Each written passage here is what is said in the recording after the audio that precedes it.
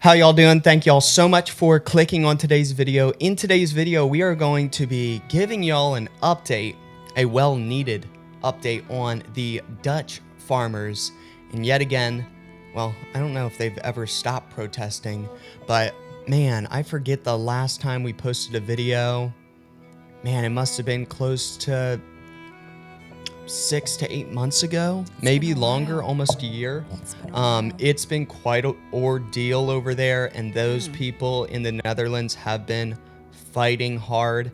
And we are going to be watching a video today, giving us a update on their situation over there. There is slightly a little bit of light at the end of the tunnel, it sounds like, maybe just a little, and you know, hopefully their dedication to fighting for their freedoms, fighting for their land, fighting for their rights as farmers to grow their own food. And it's so incredible, like they're gonna say in this video, that one of the smallest countries, the Netherlands, feeds pretty much the world. That's and crazy. How much they produce is just outstanding amount of produce. It's incredible. But anyway, nevertheless, let's go ahead and get on into this video. On this show, we've been reporting on and keeping up with the protests by Dutch farmers seeking to protect their industry from the depredations of their own government. The Netherlands are known as the little country that feeds the world, second only to the United States of America when it comes to food exports. I find that a fact hard to take in every time I read it. And yet farmers there are fighting tooth and nail to stop their government forcing through drastic reductions to the amount of farmland and the size of herds of livestock. Joining me now for an update on the situation is Ralph Schulhammer, lecturer at Webster Vienna Private University. Hello there, Ralph. Thanks for joining me. It's great to be with you again, Neil. Yes, great stuff.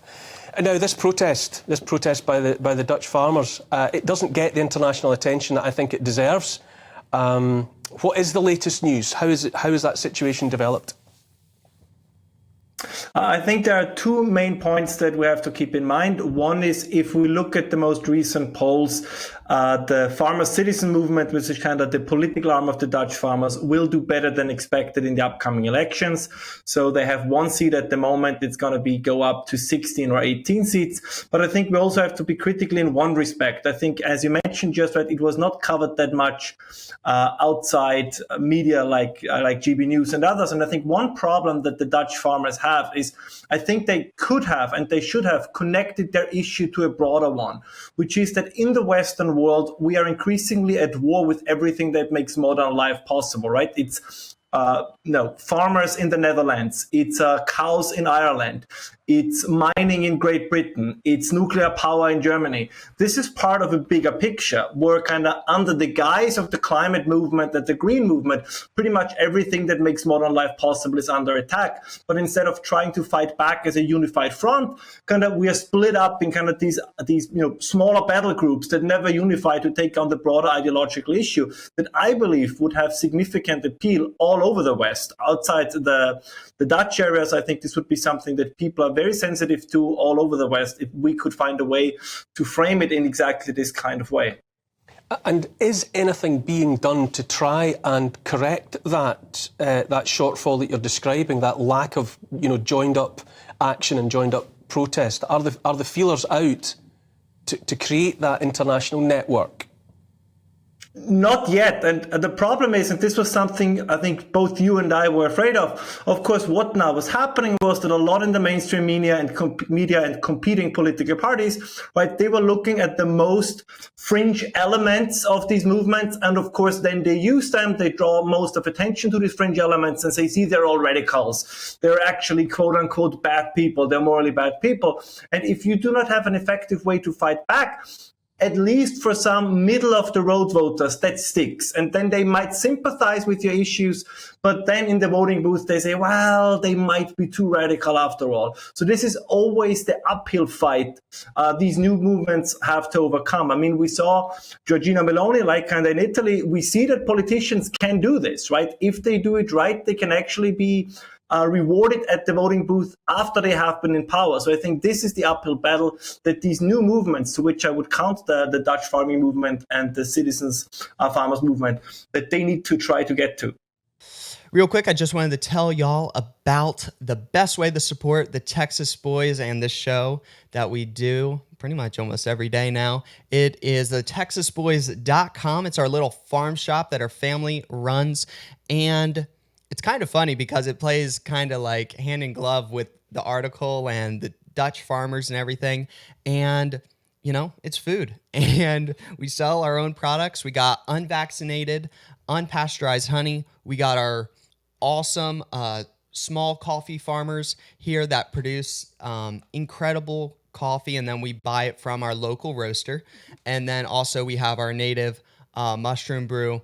We wanted to offer y'all these products because it's kind of great. So it's like killing 3 birds with 1 stone type of situation. So you're supporting us, then you're buying an amazingly high quality product that will nurture your body. And also, at the same time, on top of all those things, you're actually supporting a local farmer in the U.S. Actually, pretty much all of these are in Texas except for our coffee growers. They kind of have to be a little bit more southern than us. But anyway, yeah, so lots of great products. Go check them out over at TheTexasBoys.com. We got tea, candles, all types of stuff. Go check them out, and we'll let y'all get back to the show. I just wanted to interject here for a second and just say that I think that what this man is saying is really brilliant, that to, instead of looking at all of these problems as these isolated issues that are happening all over the world, but rather if we remember the broader picture and think of it more on a global perspective of just all of these things are being attacked. Our infrastructure is being attacked on every single level, whether it's mining, whether it's agricultural, the environmentalist movement, the green agenda movement has declared war on our infrastructure as a whole. And what is the end game there? It's always good when you're at war to know the enemy, to identify your enemy, and then know what their objective is. And I would hypothesize that the end goal and objective is to put us all in abject poverty, to control everything, to control the world systems, the food systems, the money system. I would think that is the end game. And they know to do that, they have to collapse the system first in order to recreate it how they would have it to be. And they're doing it in the name of saving the planet. And the green agenda. And I know several people that I've talked to, and they're like, I don't even know why the Dutch farmers, this was back when it all started almost a year ago, maybe a year ago now. They're like, I don't even know why they're out there in their tractors and protesting, because we all know, well, at least they thought, they were like, because we all know that the government's corrupt and them protesting won't have any effect or whatever. And I was like, I don't think that's the way that we should, you know, be looking at it, because I mean, we've seen with a lot of things over the past that protesting, and if you get, you know, you got these 1%ers that think they can do whatever the heck they want. And then when their whole entire country turns against them and everybody that they thought they ruled over, and when they're like, you know, they pass a new law or whatever and nobody obeys it. Right. You know, they can't lock up their whole country. They can't lock us all up. Right. Exactly. So there's way more of us than there are of them. So they're like, okay, well, we still want to be in power, so we're going to have to change up our act and clean up our act here. So absolutely want to say, man, just the Dutch farmers have incredible guts, and they got to keep it up, keep going, keep fighting. And because it's coming here next, y'all. That's the sad thing, because, you know, normally these other countries like the Netherlands and, Australia, as we've seen, are always 2 or 3 steps ahead of the US. We're always normally like one of the last countries to kind of get in line or,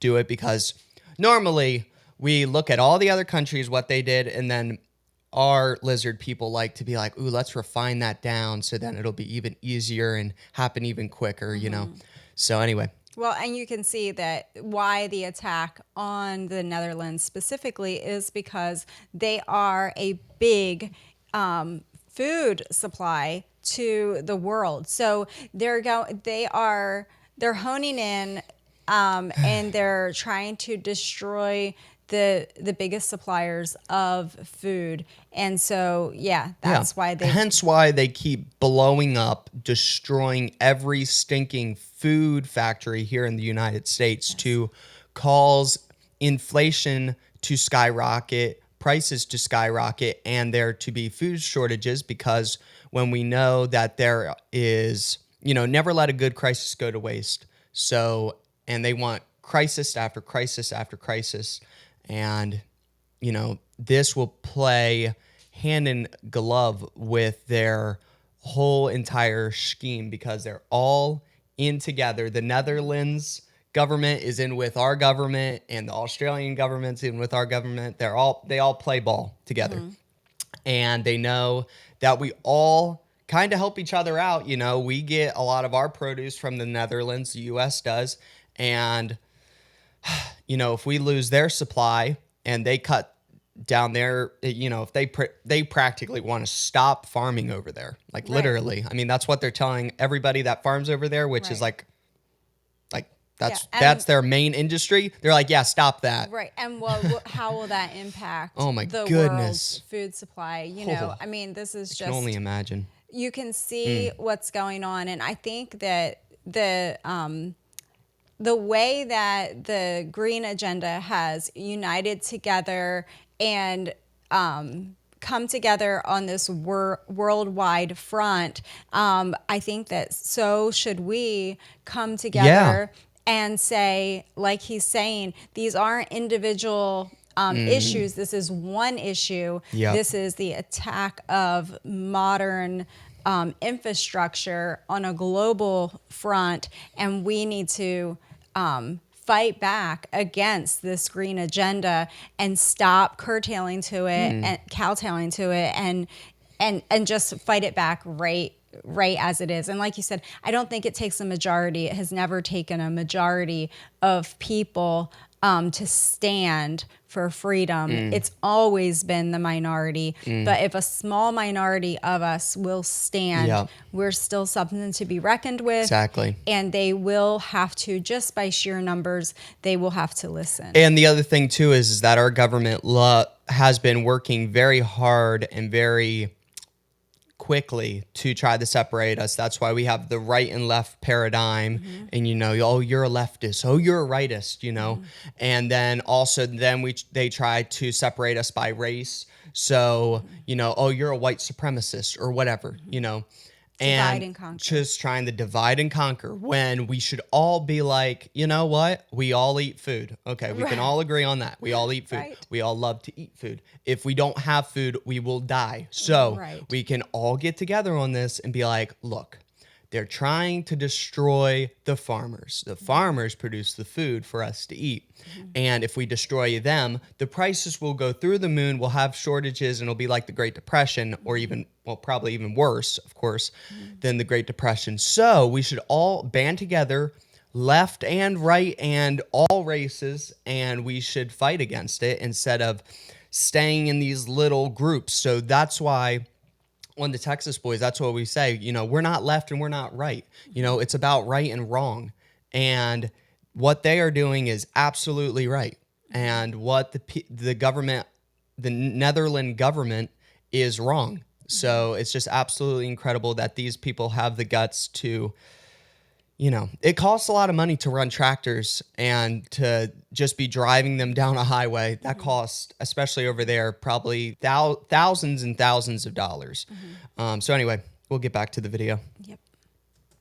You know, I described in my introduction that the Netherlands is the little country that feeds the world, and presumably that is the way in which the Dutch population see themselves as people who are farmers. That must be part of the national psyche. How are the general population reacting to the government's endeavours to cut this all back? You know, to undo that identity.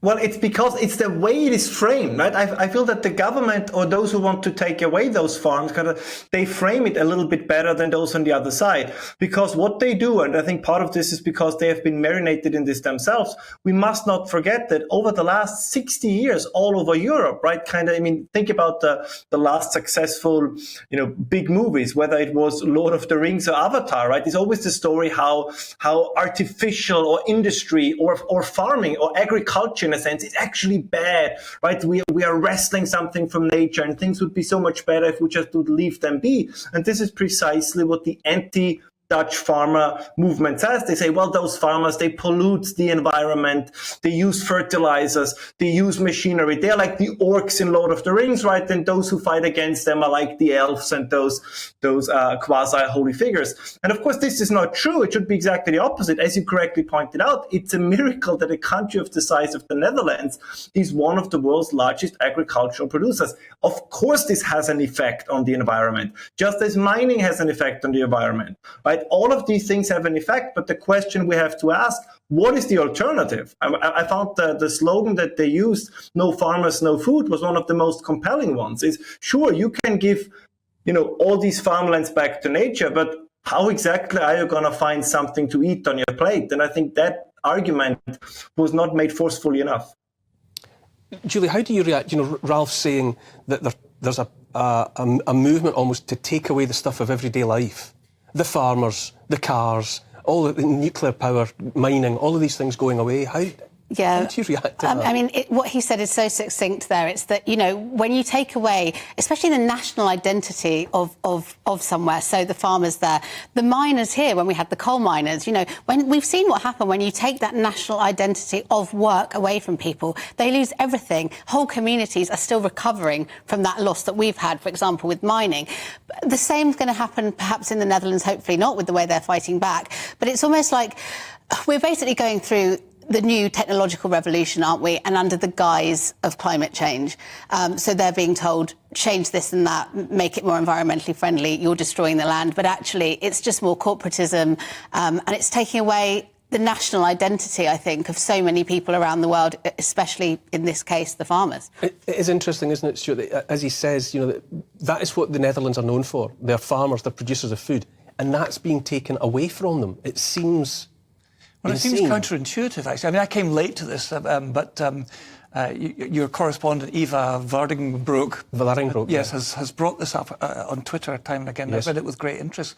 So I'm late to the debate, but it seems counterintuitive and counterproductive if the Netherlands is one of the biggest producers of agricultural produce in the world, to actually somehow to put penalties on it. Yes. It seems stupid.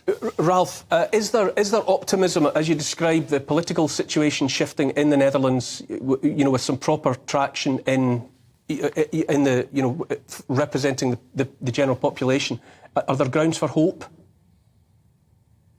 At the moment, unfortunately, I have to say no. All of Europe and parts of the US and parts of the United Kingdom, we are in the grip of a common psychosis, which is expressing itself primarily in we want to turn against everything that makes civilized life possible. And we are very bad. I say we because I assume we're on the same side of this, and we are very bad in communicating this. So either you want to have a modern civilization, but then you're going to need all the things that the left hates. You need modern agriculture. We cannot go back to a society where 98% of the population work as farmers. We need agriculture that is so productive that only 2% work as farmers, so that the other, 98% can become, OnlyFans account holders and influencers, but all these, or green politicians, for that matter. So if this is what you want to have, right, then you need all these underpinnings as well. It is. Again, I cannot stress this enough. It's a little bit like in the time machine where I have to Eloy and the Morlocks, right? If you want to live like the Eloy, you need all these quote-unquote dark stuff like, a steel industry, a fertilizer industry, a farming industry. You need the things. If we don't have them, like society, civilization will break down. And this is, I think, what all these movements, whether it's the pro-nuclear movement in Germany, whether it's the nuclear movement in the United Kingdom, the farmers movement in the Dutch, this is the argument they have to make. They are the pillars of civilization. If you undermine them, you undermine our civilization. And what that can lead to, that's then up to anybody's own fantasy. But I think this is the argument I have to make. That's the note we'll end on, Ralph. Thank you so much for bringing us up to date. This is a preoccupation of this show here on GB News. So, Ralph Schulhammer, I'll be coming back to you in the future to hear yet more as we hopefully see a turn of events in the farmers' favour. So there you go. That is the update on the Dutch farmers, and they are still fighting very hard against these wicked governments, and their wicked government that wants to destroy.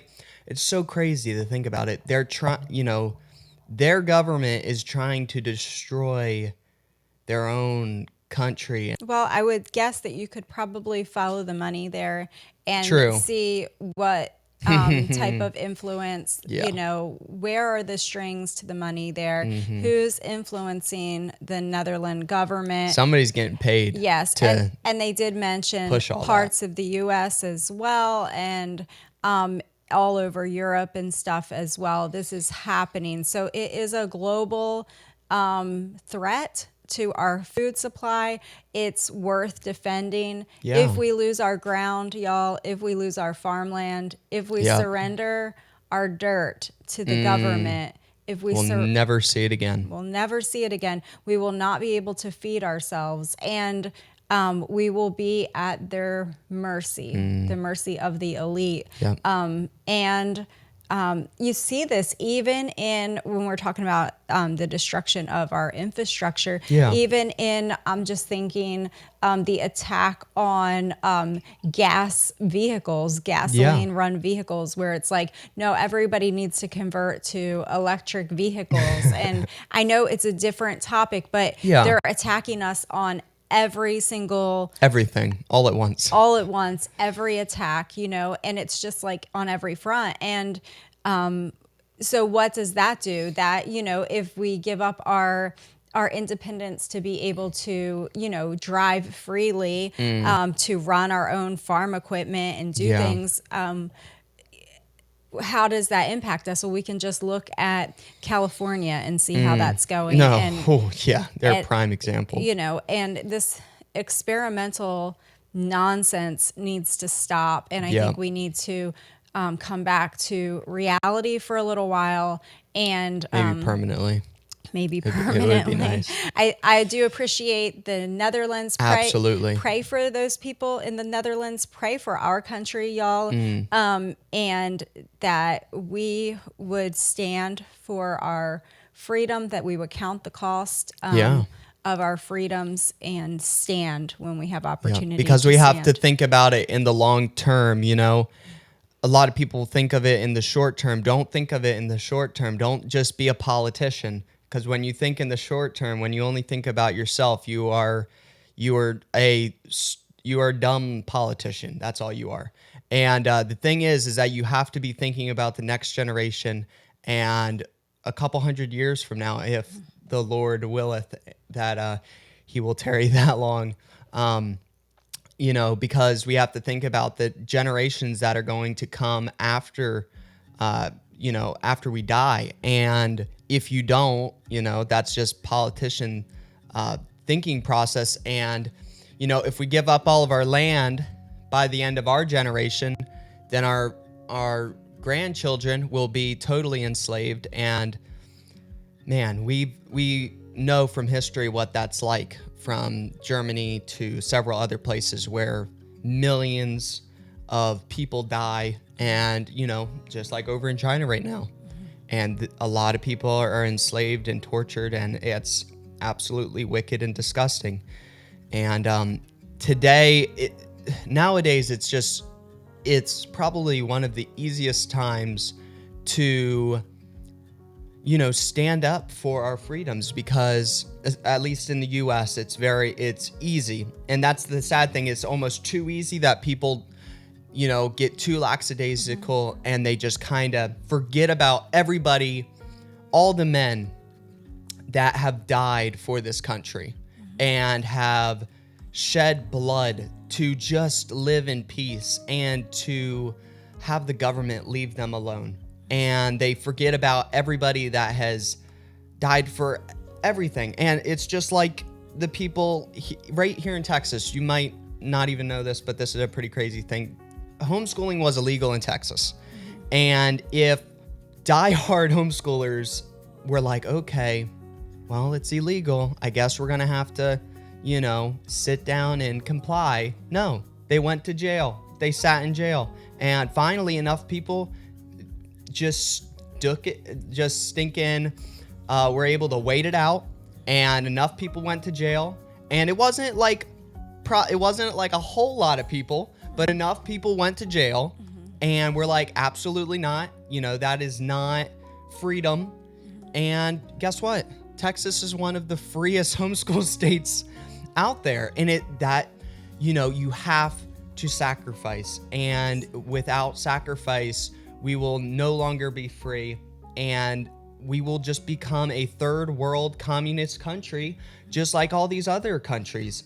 And, it's just a very sad thing. And we have to stop dividing ourselves by left and right and racism and color, all these stupid things that just don't even matter in the big picture, and just all come together on certain things like we're all human. Okay, great. We can agree with that, at least most of us. And then, we all eat food. Okay, well, we probably should all stick up, stand together, and fight for food. I think we have something like that. I think it's called the Bill of Rights. Yeah. I think they discussed these issues in the past, right? So anyway, y'all, that's it for today's video. Hopefully you liked our guests, my mom here. And anyway, it was good having you on the show. And drop a comment. I need to, just for my own sanity, I need to hear some other people talk. And, that's another great way to do it too, is get in the comment section and just raise a ruckus down there and speak some truths. And anyway, y'all, love y'all so much, and we'll see y'all in the next video. Bye-bye.